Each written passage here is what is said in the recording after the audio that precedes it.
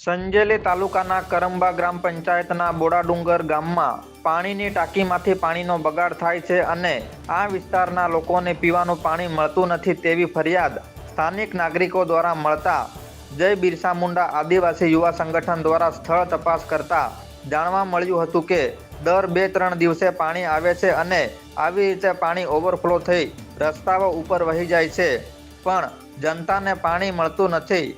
પાણીની મોટર ખરાબ હોવાથી આટલા બધા પાણીનો બગાડ થાય છે, જે હકીકત જાણતા જય બિરસા મુંડા આદિવાસી યુવા સંગઠન ટૂંક સમયમાં ડીડીઓ સાહેબશ્રીને રજૂઆત કરી આ સમસ્યાનું નિવારણ કરવાની કોશિશ કરશે। જોઈએ સમાચાર વિસ્તારમાં। 5 કલાકથી આ પાણી વરસી રહ્યું છે। જ્યારે અમે રજૂઆત કરી હતી ત્યારે માનનીય ડીડીઓ સાહેબ દ્વારા કહેવામાં આવ્યું હતું કે સરકારનું કામ છે સંપ સુધી પાણી પહોંચાડવાનું।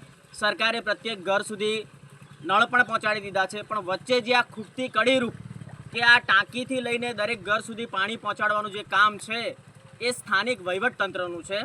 અમે કોઈપણ પ્રકારના વહીવટતંત્રની ઉપર આક્ષેપ કરતા નથી, પણ અમારો મૂળ હેતુ એ છે કે જે આ પાણીનો વ્યય થઈ રહ્યો છે, આકરો ઉનાળો છે, હોળીની સિઝન છે, દરેક ઘરની અંદર 10-10 લોકો અત્યારે આવેલા છે, તહેવાર માટે આવેલા છે, પાણીની ખૂબ સમસ્યા થાય છે। તો તાત્કાલિક ધોરણે આ પાણીનું જે બગાડ થાય છે, આ ઉપર આવેલી મોટર બગડી જવાને કારણે આ પાણી જનતા સુધી પહોંચતું નથી। તો તાત્કાલિક ધોરણે આ રિપેર કરવામાં આવે અને જનતાને આ પીવાનું પાણી પહોંચે, એવી જ અમારી રજૂઆત છે। જય હિન્દ, જય ભારત।